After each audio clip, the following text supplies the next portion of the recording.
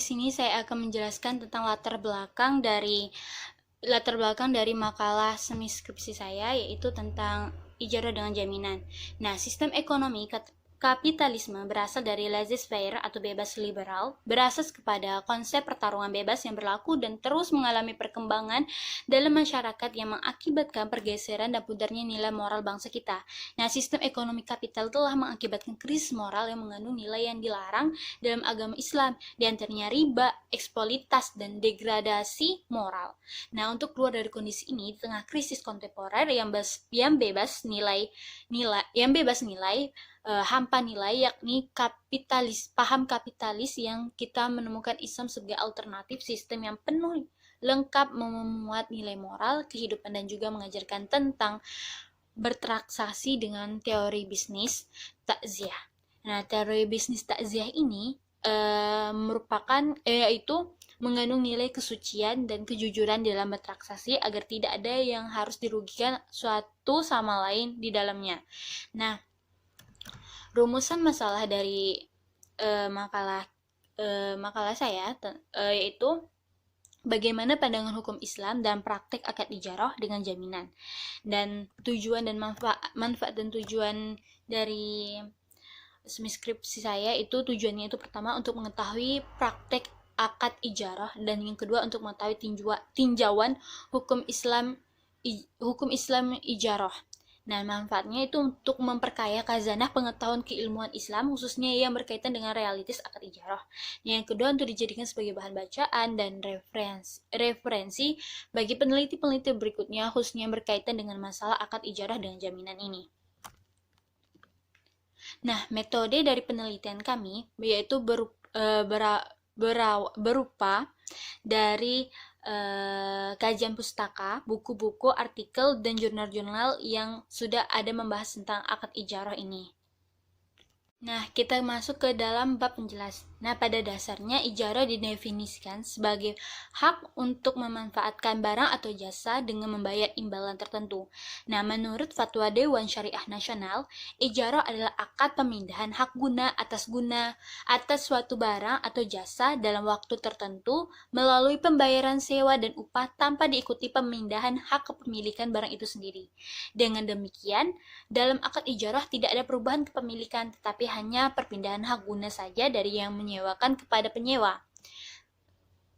Karena ijarah adalah akad yang mengatur pemanfaatan hak guna tanpa terjadinya pemindahan kepemilikan, maka banyak orang yang menyamakan ijarah ini dengan leasing.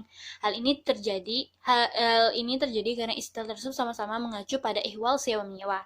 Nah, menyamakan ijarah dengan leasing tidak sepenuhnya salah dan tidak sepenuhnya benar, karena pada dasarnya walaupun terdapat kesamaan antara ijarah dan leasing, tetapi ada beberapa karakteristik yang membedakannya, yaitu ada dua karakteristik, yaitu objek dan metode pembayarannya.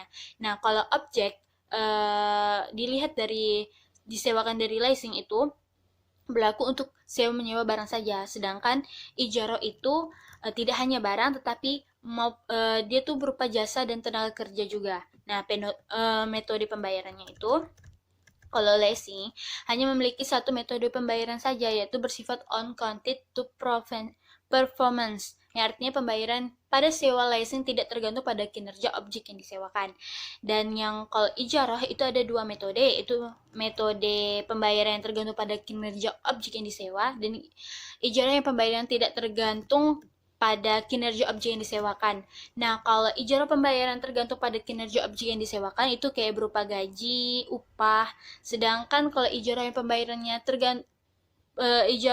pembayaran tidak tergantung pada kinerja objek yang disewakan itu berupa disebut dengan ju'alah atau success fee. Nah, dasar hukum dari ijarah itu ada dalam Quran surah Al-Qasas ayat 26-27 yang artinya, salah seorang dari kedua wanita itu berkata, "Ya ayahku, ambillah ia sebagai orang yang bekerja pada kita, karena sesungguhnya orang yang paling baik kamu ambil bekerja pada kita ialah orang yang kuat lagi dapat dipercaya." Berkata dia, Syu'aib, "Sesungguhnya aku bermaksud menikahkanmu dengan salah seorang dari kedua anakku ini, atas dasar bahwa kamu bekerja denganku 8 tahun, dan jika kamu cukup 10 tahun, maka itu adalah suatu kebaikan dari kamu. Maka aku tidak hendak memberkati kamu. Kamu insya Allah akan mendapatku termasuk orang-orang yang baik." Quran surah Al-Qasas ayat 26-27. Nah, dan surah At-Talaq ayat 6 yang artinya, kemudian jika mereka menyusukan anak-anakmu, maka berikanlah imbalan kepada mereka. Ini terakhir adalah Quran surah Al-Baqarah ayat 233 yang artinya, dan jika kamu ingin menyusukan anakmu kepada orang lain, maka tidak ada dosa bagimu memberikan pembayaran dengan cara yang patut. Nah, itu merupakan dasar hukum dari ijarah dengan jaminan. Nah, di sini kita dapat tarik kesimpulan, yaitu bahwa menurut para ulama tentang ijarah dengan jaminan ini diperbolehkan, tetapi tidak dengan pemindahan hak kepemilikan dari barang tersebut. Dan ijarah ini tidak hanya mentok di barang saja, tetapi dia ada di jasa, tenaga kerja, seperti contohnya di surah At-Talaq ayat 6 itu mengatakan bahwa kita tidak berdosa jika memberi upah kepada seorang wanita yang telah menyusui anak kita. Nah, itu termasuk akad ijarah.